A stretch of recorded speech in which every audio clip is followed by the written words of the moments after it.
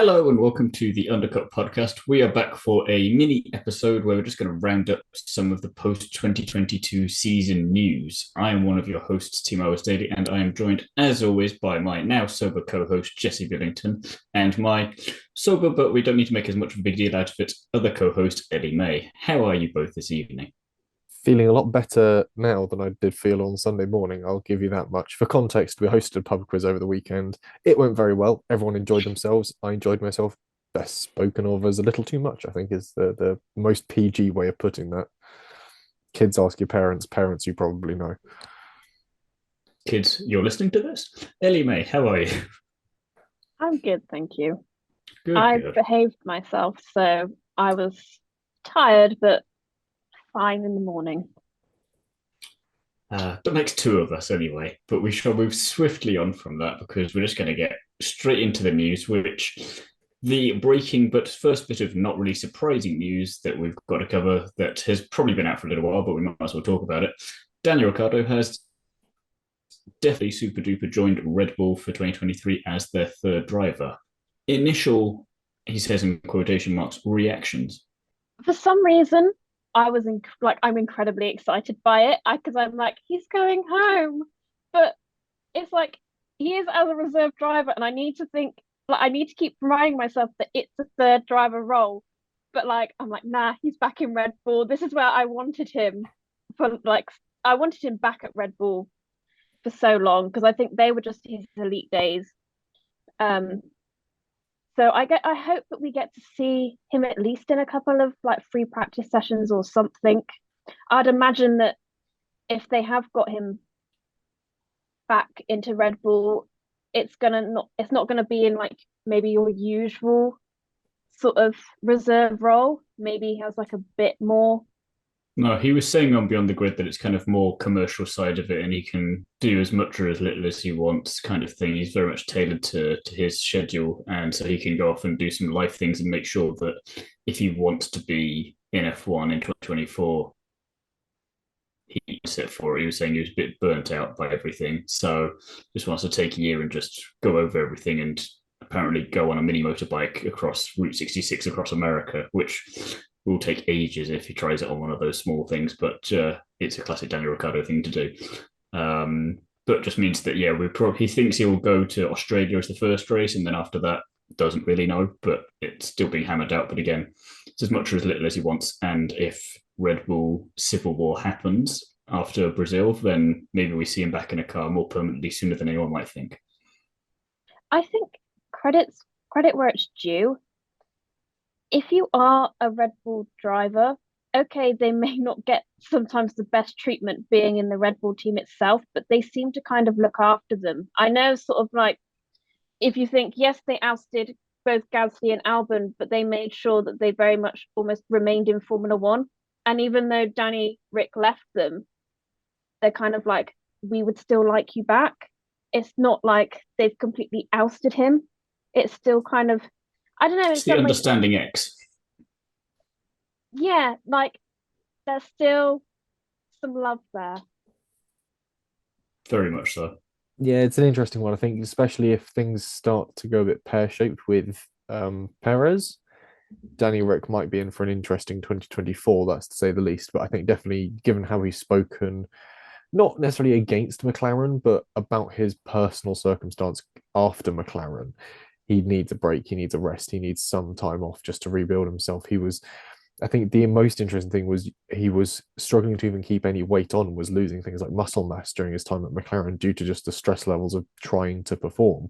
And I think that's a interesting thing for him to actually come out and mention that he involves a huge amount of sort of bravery and sort of commended. Yeah, it's important to sort of talk about those elements to it. So almost sort of going back to the flock, going back home is possibly also sort of a healthy thing for him to do beyond a interesting and clever move for his sort of sporting career. So I think there's a multi-element sort of side to this, and it'll be good to see quite how it pans out. But yeah, he's going into this largely as their marketing guy. I mean, Red Bull have God knows how many reserve and test drivers. I mean, they've got Liam Lawson is in their reserve role at the moment. And then earlier today, they announced that Zane Maloney is joining the Red Bull Junior team, and he's joining that as And a as an reserve F1 driver reserve. as well. Yeah. Hmm.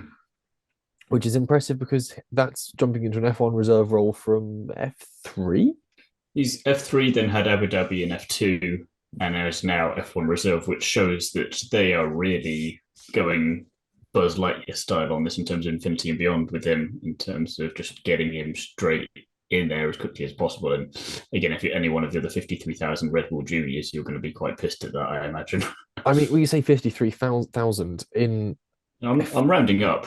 There's 6 F2 drivers in the Red Bull Junior Academy: Hauger, Lawson, Deruva, Iwasa, Fittipaldi, and then obviously now Maloney. Then you've got Edgar, Crawford, and Hajar in F3, and then a further 5 in other formulae. Talking of things going pear-shaped, Mattia Binotto is out at Ferrari, which, again, Ellie-May, pretend to be shocked at this news. I don't think I can. That's not a very good pretend to be shocked face. No. It was a long time coming, wasn't it, really?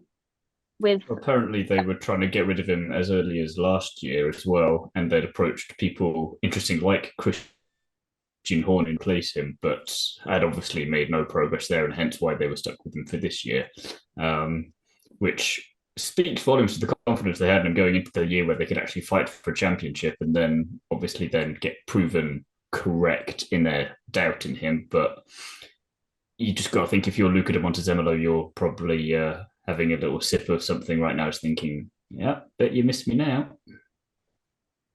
Yeah, I think that also highlights how nobody wants the role of team principal. It's a bit of a Ferrari. poison chalice, isn't it? Yeah. See, I don't, because you've not really had anyone in since, and I hate to say the golden days, but it was the golden days with Ross Brawn, Michael Schumacher kind of time. But since then, whoever's been in charge, you don't have to eclipse or equal what they were able to do, but you've got to at least do half of what they did, I think, and no one's been able to come anywhere near it. I mean, again, for just to reopen the old wound, Kimi Räikkönen is their last F1 champion. Yeah, in 2007. So it's been a while. And I mean, this is something that either, depending on which order you've listened to these bits in, you'll either heard me talk about in my review of Ferrari's performance in the 2022 season, or you are likely about to hear me talk about their performance through the season.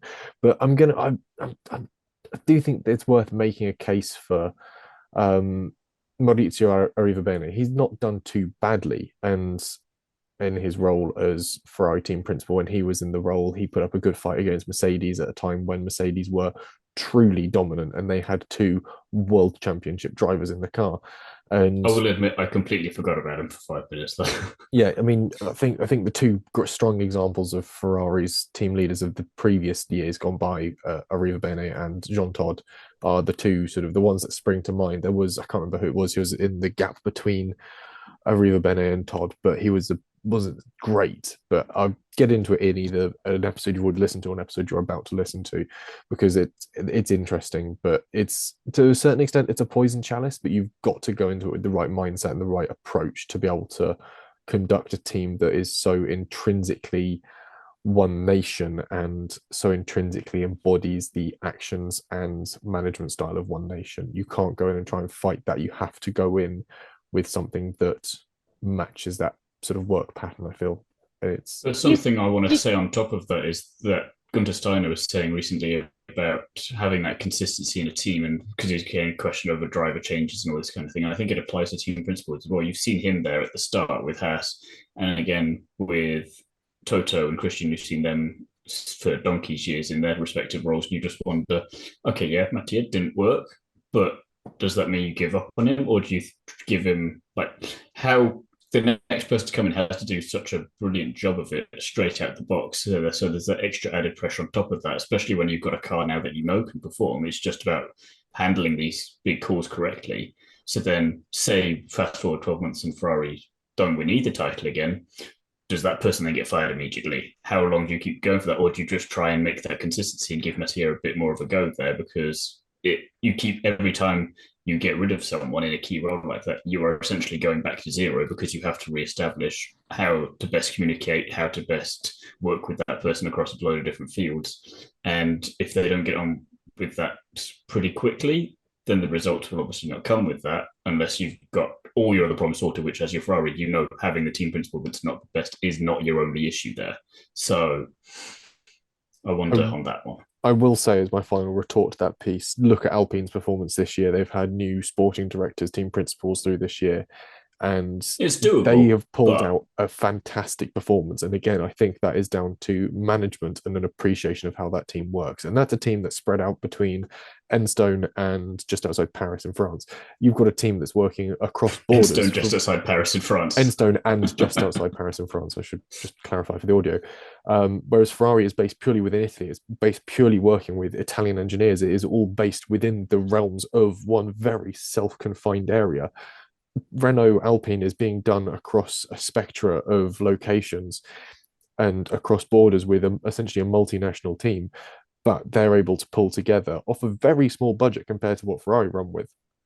Bear in mind the amount of scope, history, and talent Ferrari should be able to pull in. Alpine have thoroughly shone them up this year, I think would be the argument I would use. And that's with a completely new set of leadership. I think there is definitely something that goes to say that, yes, while having consistency with your leaders is great, and that can bring good things. Look at the Todd years in Ferrari. Look at the brilliance that he brought into that team, coming from, I want to say, like Talbot rallying in the late 80s, and then moving into Ferrari. He knew how to lead a team to championships, but he stuck around for long enough to bring that consistency. But at the same time, Renault have proved that consistency isn't necessarily needed. You just need someone who knows how to handle the team. And I think it's a balancing act for Ferrari to find someone who can be long-term consistent, but also understands the needs of the team beneath them. And yeah, this is something that I don't want to go fully into it now because it will ruin either an episode you've just listened to or an episode you're about to listen to, because I go into a full soliloquy on the thing. I think consistency is key, yes, but Matteo had his time and it was time for him to go. But I just want to say something you said, or say something more on what you said earlier, Jesse, that do you think half the problem with being a team principal in Ferrari is that you can't go in and change things up? You have to work the way Ferrari works. So then it ends up failing before it's even started. I think you can make those changes. The problem is you have to make those changes in a way that's appreciable of the team you're working with, and equally one that matches their work style and work ethic and work influence. You couldn't go into, say, a sort of Wall Street banking group and say, oh, we're going to try this sort of really free-flowing sort of thought-form work experience as you would have in some sort of new age indie startup company, because that just doesn't match the work ethic of the industry you're moving into. And Ferrari, you have to view it as a purely different industry to Formula One. There is so much heritage ingrained into it that you have to go at it in a very different approach. You can make those changes, but you have to ensure the changes you make are appropriate for the team you're making them to. The changes you would come into and make it, say, Haas or Aston Martin or Alpine or Williams, or probably even things like Mercedes or Red Bull, you could go into them, shake them up, make some radically different changes. But those are teams that are far more fluid, they're far more dynamic. Because of Ferrari's pretty much stagnant nature and this hugely ingrained history, if you want to go and make those changes, God's sake, please someone, A, do it, but also do it in a way that suits the team. You can't sort of, you say if you don't buy a suit off a peg, you go and just put on a blank suit. You don't tailor that suit to the person you previously tailored it to. You tailor it to the person you're fitting it to. And that's what someone needs to go and do with Ferrari, is put a new suit on them, but crucially tailor it to that team. So you're saying that they can't just walk in and change it because they've got to work within the parameters of Ferrari, but at the same time, the two main times that I can think of where someone has done that and done it successfully and just kind of not taken no for an answer and said, yeah, okay, you've done this, but it's clearly not working. Niki Lauda and then Schumacher and Braun, when they went and rebuilt it around them, and they really need someone to come and do that. So it shows that you can come in and do that, but you can't do it half-heartedly. Yeah, so you need to really just throw the barn doors off and say, no, we're in charge now. Yeah, you can. You want us to succeed, you let us have a go, but just shush. You can throw the barn doors off, but you've got to put a set of barn doors back on that will fit the hole you've created. They can be better barn doors. They can be far better at keeping out a draft and keeping animals in and locking and being secure at night. But at the same time, you've still got a hole in that barn that requires doors of a certain shape for it to be functional. And yes, you need someone like a Niki Lauda, a Michael Schumacher, a Ross Brawn to go in and say, what you're doing is totally wrong. We're doing this. but you've got to go in an approach that works. You couldn't go into a preschool and say, screw this, what you're doing is wrong. Here's an A-level maths textbook. That's how you learn maths, because it won't work. The principle is the same. You're still teaching maths, but you can't teach C4 to a 5-year-old. You couldn't teach C4 to an 18-year-old me either, but that's a slightly different point. I'm useless at maths. We will We'll move on, I think, We'll from move on. Ferrari before Jesse tries to teach primary school kids how to make C4 explosives. And go instead onto the sprint races, which 6 of them for next year, and they have now been announced. And they are Baku, Austria, Spa, Qatar, Kota, and Brazil. And as Ellie-May pointed out earlier, Kota, for those of you who are unfamiliar, is the Circuit of the Americas in Austin, Texas. So you don't get confused which American Grand Prix they are at. Are we all looking forward to the F1 sprint?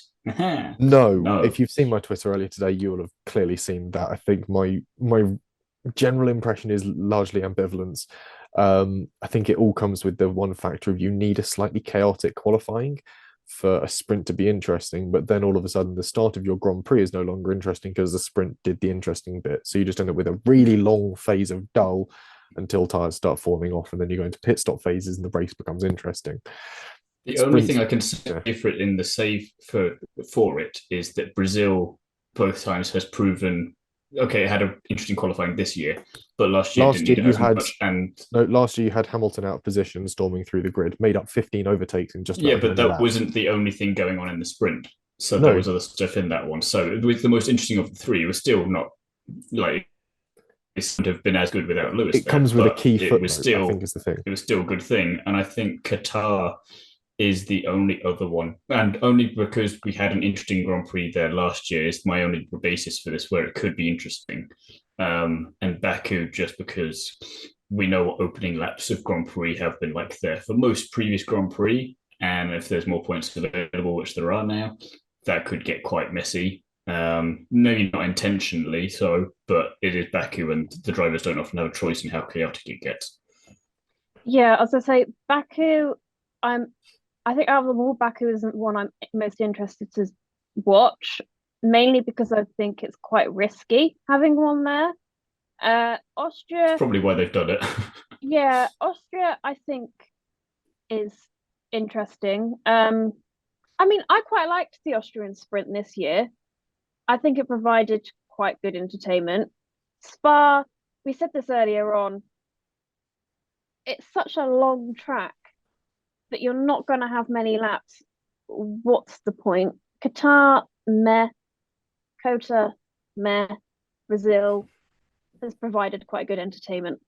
So, I don't know. Yeah, it's mixed. I mean, you said about Spa, if you have, I think I did the maths, it's going to be about a 14-lap sprint to get to the 100 kilometers you need for an F1 sprint.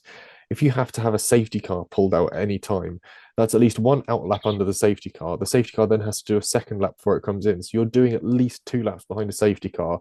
That's 1/7 of your Grand Prix gone, or about 15% off the top of my head, if my numbers are correct. So it doesn't take much to either ruin a Spa sprint or make it. You could make it by having a fantastic crash, and all of a sudden your front runners are starting from the back of the field on the Sunday, but then also the rest of your sprint is curtailed because you've lost 1/7 of it because you've had cars being recovered. And it's rare that if you're having a safety car pull out, especially at Spa, a circuit where you've got massive runoff areas, that you're having anything less than the minimum 2-3 laps under the safety car. So it's definitely going to be an interesting one to see how either dull or absolutely fantastic it is. It can go one of two ways, and hopes aren't high, I think, is the key element here. Do you think they've put a sprint in Spa to make sure that they get some element of racing so that they don't end up with what happened in 2021? Ooh, yeah, maybe. I don't know. That purely depends on your weather, your meteorological factors, whether or not you have an absolutely torrential qualifying and no one can go out.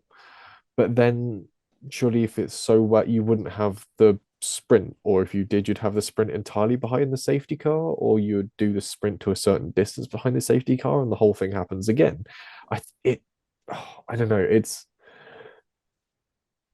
it's just going to be interesting to see. I think also because, but you've got to factor in that Belgium is being held slightly earlier on in the calendar. It's now the last race before the summer break. It might have slightly different weather conditions. You won't have had the heat building up over the sort of essentially the bowl that Spa runs around the rim of, which means that you might have a slightly better weather conditions. So in therefore anything, you might see essentially more track running at Spa this year than you have over the past 2 years, simply because of the calendar point it's put at, as opposed to the sprint being factored in. It will be an interesting one to see how it pans out. Again, I'm not interested in the sprints, the actual racing themselves. It's Formula One racing. I'm interested to a certain extent. I'm interested to see how they pan out and how they impact the race, the Grand Prix that follows. I think that's where my interest lies, is still trying to figure out just how good of a tool this is for producing impactful Formula One motorsports. Something that is definitely interesting that we can all agree on and are very excited for, Ellie-May. Jamie Chadwick off to Indy NXT next year with Andretti. About bloody time she got a good opportunity like this, don't you think? It is about time, and it has taken a long time. And someone's put, is this a failure on the part of W Series or a success? I think it's a bit Jesse both. being a Debbie Downer. No, we it had is a this bit discussion. of both. It's W Series has probably helped her get that seat, but it's helped her get a seat that wasn't really the intended seat that we wanted, I guess. Is that W Series fault though, or is that F3 and F2 for not taking a chance on what is an excellent driver when they've taken chances on drivers with a lot less pedigree and caliber before then? I don't think it's the fault because of W Series is there to give you the platform and the opportunity for it, which they have done and have proven with her 3 titles and have kept her relevant. And it's on F2 and F3 for not having picked her up. I mean, nothing against Tatiana Calderon, but you'd think Charouz would have maybe picked Jamie to test her out for a round at least instead of Tatiana, because Tatiana at least had some time in F2 before, whereas Jamie is like the most fashionable, trendy, and with the results, yeah, it costs money, but at the same time, you're not willing to sponsor a 3 champion? Get the fuck out of here, you know? And I'm not going to be able to bleep myself out of that one, so I'm sticking to that. It's really easy to edit in the bleeps. You just download the one test sound. It's fine. I'm not going to. Yeah, I still want to sit on the fence about this. I think this is both a success and a failure on the part of W Series. A failure on the fact that when you cannot ignore the financial side of it, as much as it would be brilliant to ignore it and just say that, because if you could, Jamie Chadwick could be an F2 already. But what more could W Series do? They're already giving her the money to keep going. They've got prize money. They funded the seat. Surely then it's up to everyone else prize to see. Money, the actual end result is so fractional compared to what you need to get even close to an F3 seat, let alone an F2 seat. The amount of sponsorship you still have the opportunity to get get a championship and wins. Surely F3 then can be like, okay, you've got a bit of it, and if we market this right, it's. I mean, again, you see some of the American drivers come in that have no right being there really, but they get there because they've got a sponsorship. You sponsor her correctly. I mean, if you can't get Jamie Chadwick marketing to work for you, then you must be just stupid. Yeah, you must be. But the fact is that W Series as a platform then hasn't worked to the global enough audience to generate that interest in getting a female. Therefore, was that F1 for not putting more marketing with them when they said, "Oh, we'll have it on the weekend, but we won't officially do any ties with them," because there's only so much they can do as an independent thing. Whereas F1 could have approached and said, "Let's bring you somewhat under the wing." W Series can't do everything; literally doing everything themselves anyway. What more can they do? But I don't know. There's so many different questions you start asking of both W Series, asking of the feeder series that higher up the rankings, of F1 as a whole, of the holding group that has sort of F2 and F3, and then the individual holding group that owns W Series, because it is so fractious. It's tricky to try and pin blame on any one element of this. And that's why I want to sit on the fence and not completely slam W Series, because the work and the effort that it's done over the past 3 seasons has been fantastic and has developed and proven some absolutely brilliant drivers and brought some ones that otherwise might not have had the chance to the forefront. Cannot fault it for that. But at the same time, some of the buck does have to stop with them, because what have they achieved so far across these 3 seasons is get a couple of drivers linked to F1 teams, one of which, Jess Hawkins, is largely there for marketing purposes, and it's got Jamie Chadwick after 3 attempts into an Indy Lights seat. But you look at F2 drivers that are coming out of F2 and just hopping straight into IndyCar. You look at your Callum Ilots. There's another one off the top of my head as well who I can't think of, Christian Lundgaard. You look at them and they've just hopped straight out of F2 straight into IndyCar. And everyone goes on about the fact that you could probably put Jamie Chadwick in an F2 seat and she'll be competitive against that field. Why wasn't she able to jump straight into that IndyCar seat then? There's clearly been a failing somewhere in this system, but because there are so many chefs spoiling this one broth, you cannot pin the fault on any one of them. And it's brilliant from their point of view. I will say then that you can put the minimalist. I will say then, just before I let you go anyway, that you can put the minimalist amount of blame on W Series and it's on everyone else because they really should see that there is plenty of talent and opportunity there and that they're just being too silly to recognise it. Ellie-May. Do you think we're asking too much of W Series in the sense that I think one of us might be. Yeah, probably me. Because it's only just had its 3rd year. It's still very much in its infant stages. So whilst we are very eager to get it big and get it promoting women and getting them then into F2 and F3, I guess they've kind of, it's a bit like Formula E back in their 3rd season. They still kind of they were still trying to work things out. And I think it is still very early for W Series. And that's why we're not seeing the results. A world championship for a few years until they got into it properly, whether they were just a championship. And then it was only in the last few years that it became a world championship. So it's kind of a similar thing of they were growing, but it was still not quite as much as people wanted it to. Only the past 2 years of Formula E have been FIA mandated, and because you've had Stoffel Van Dorn and Nick de Vries as FIA world champions in their own right through Formula E. And it'd be interesting to look at the growth, the revenue, the ad interest between the likes of Formula E and W Series to see which has been truly more impactful on the drivers that it sort of has under its control, but also the revenue streams that it's able to pull in and that sort of all-important ad interest and sponsorship interest it's been able to draw in to see which one has been essentially through their first 3 formative years to keep it fair and balanced, the more impactful. I think that would be a really interesting study and something that I wish I had the time to do, but really do not at this point in time. Perhaps over. We'll leave it there for a minute then. And instead, you and I, Jesse, whiz through some F3 and F2 driver news because naturally, as soon as we record anything, there's a flurry of announcements and then we're already up to date. So God knows what it's going to be like when this comes out.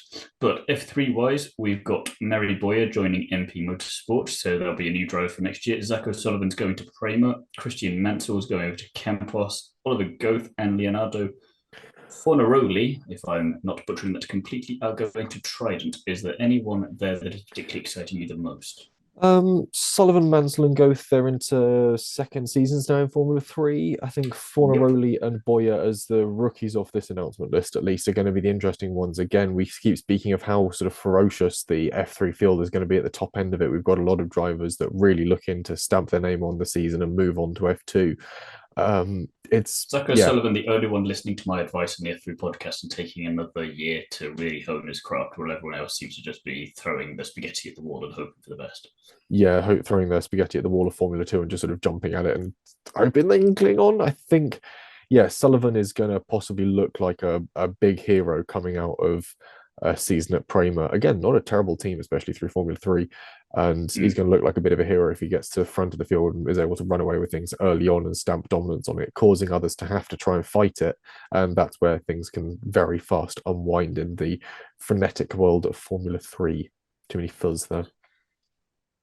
F2-wise, Vesti is going back to Prema. He was there in Formula 3 days, but is now moving back for another season then with them. Arthur Leclerc is stepping up and going to Dams. Novalak's joining Trident. Kushmani is one of the ones that I'm saying is throwing the spaghetti at the wall because after a not bad but unexpected, but not like brilliant season in F3, he's jumping up and going to Campos. Nissani, God bless him, is still around and he's going over to Charus with Brent Benavides also jumping up to F2, which was interesting. And then Dune and Cordial are going to Virtuosi in Formula 2 with the latter. You wonder if it wasn't for his races in Abu Dhabi, would he have gotten that seat? think Cordeal definitely got lucky with his Abu Dhabi performances. Considering he got a race ban earlier in the year. Yes, yeah. It's been a sort of almost a turnaround season in that regard. The fact that he's moving over to Virtuosi, a pretty competent team. Nissani, oh come on, just pack it in, you silly bastard. Yeah, Brad Benavides. Watch an EF2 race, Ellie-May, you'll agree with us immediately. Yeah, honestly, or watch his dad racing in F1 back in the 90s. Like father, like son, unfortunately. Brad Benavides and Kush Miney are two jumpers from F3 that I wouldn't have expected to have made the move. Kushmani got on the podium once or twice, and I'm thinking there is the fact that don't have many drivers from India at the moment, and they're really trying to make a name for themselves. So there's probably some large money behind him. He's not a bad driver, but again, I wouldn't have thought he would go straight up to F2 after an all right season, but again, nothing to write home about. Yeah, again, similar with Benavides, the name sticks out. Definitely heard it a lot on commentary, and I don't know if that's because he was often going backwards or because he was often doing good things. And it's because I interviewed him, Jesse. That's why he's in your head. That would be it. It was on the curbs, wasn't he? Yes, on that one to get a bit of traffic there was Is It Fast as well, so we get some traffic both of there. They are. But yeah, I don't know. It's F2 is going to be interesting. We've got a lot of potentially underproved talent or underbaked talent moving up to it. So there's going to be a lot of, let's say, over-enthusiastic driving and potentially under-braking coming into some early turns through the opening races. Definitely going to be one to watch in that regard. But at the same time, we've got a lot of drivers really sort of settling in for potentially a season or two at the Formula 2 level, while we've got a couple of drivers that are looking to really make the jump at the end of 2023. So it's, yeah, a pack of three halves at the moment. And it's going to be interesting to see where the balance lies on those three halves of drivers looking to really get their feet under the table and make a good name for themselves. Drivers that have made a good name for themselves looking to move on. Teo Porcher, looking at you, my boy. And yeah, drivers that are sort of throwing themselves at the table and hoping no one gets too angry at them. Yeah, so again, proving there that three halves is exactly why we shouldn't be teaching him A-level maths in primary school. We also mentioned Zane Maloney earlier, so we don't need to go over that again, but very interesting to see what will happen there. And he doesn't have an F3 or F2 seat yet either, which is quite interesting. I just think he's going to F2 at this point. I imagine he's going to F2, but it's just a matter of where.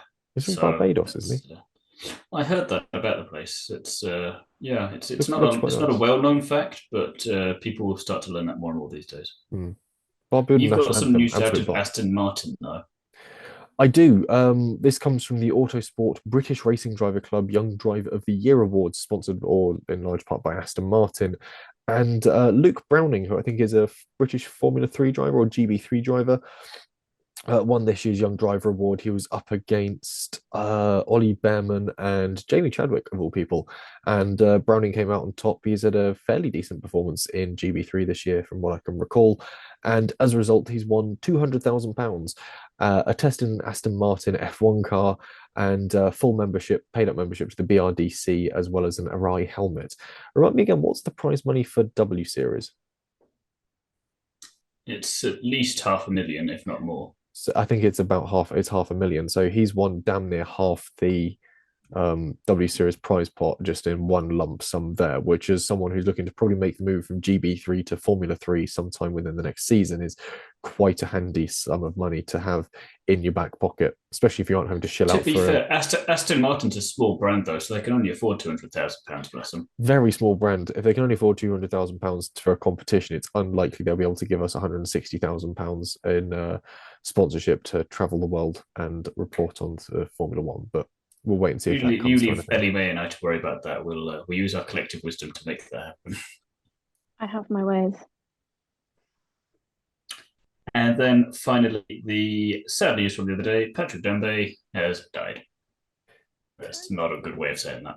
Yeah, it's sad times. 2 race wins to his name. I think I'm correct in saying. Yeah. Drove for Ferrari. I want to say also drove for Renault at one point in time. Again, I haven't got a full set of notes in front of me. I'm sort of delving into the history book of Formula One that is my great matter. But yeah, a sort of enigmatic driver, and certainly one of that period through the sort of 80s into the 90s, and a brilliant name. One of those ones that you always hear in Murray Walker's voice, and I think that's sort of definitely one of those drivers of period with some sort of sideways heroics in furiously turbocharged Renaults. So yeah, a sad loss from the world of Formula One, and I know that a lot of sort of present or Formula One drivers that are still around, sort of punditing up and down the field, I were sort of quite touched by his their loss, and it was it's strange seeing people whose names you recognise from early childhood watching old Grand Prix starting to pass away. It's almost like losing bits of your childhood in regard. So it's definitely sad in that regard. On that chipper note, we'll end this news episode of the Undercut podcast. We should have probably structured that a bit better and put that somewhere else.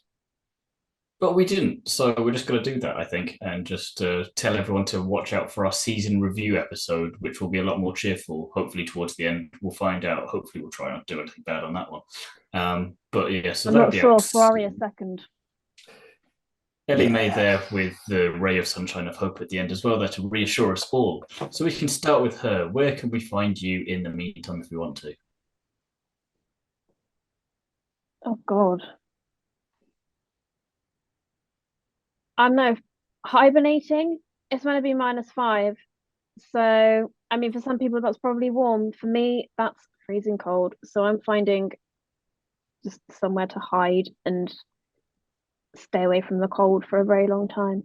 If you want to find Ellie-May, I'd suggest checking spring. That seems to be about the ideal point. Yeah. I'll come Jesse, back just in time for Formula 1. Jesse, where can people find you? As always, you can find me writing for Classic Car Weekly. I've got plenty of print content coming out through there. I've got an issue that's just come out today. I say today, the day we've recorded this, 7th of December. An issue featuring all the racing you need to look forward to on the classic racing calendar for 2023. So Silverstone, Goodwood, Alton Park, Brands Hatch, all the interesting stuff with plenty of classic Formula One action tucked in there as well. So if you want to find out more about classic F1 racing, that's where to go and look. I would recommend that. I might look at that actually. I would recommend picking it up actually. It's got a lot of my pictures in it as well. So it's a really nice double spread with a lot of my photography in it. So I'm very proud of it and it looks fantastic. Beyond You've that, sold it to me. Thank you. For once. For once. The front cover doesn't look too terrible this week either. And beyond that, you can do that. I run all the social media accounts. No one's going to be surprised by that. I realised that as I was saying it. I'm going to just send it to the editor instead. And if you want to find me outside of Classic Car Weekly, you can find me on Twitter and on Instagram as Jesse on Cars. Nice and easy one to find. I do have a YouTube channel, but I haven't posted anything on there since before the summer break, and I really ought to do my season review or review my predictions for the Formula One season. So maybe that's worth hitting a follow on there and just seeing if I do post anything. Thiemo, where can people find you? Well, you can find me, of course, over on The Curbs, where I've got my weekly motorsport interviews. There's a good few of them now. We're getting close to episode 100 somehow, so that. And also writing for Is It Fast, Paddock Sorority, and Paddock Passion, where I do have a new article out on Sky Sports F1. It is good, but it could be better. So go and read that for my honest take on those bunch of people over there. It's not all depression and anger. There are some good qualities I have found in them. So it's worth a read.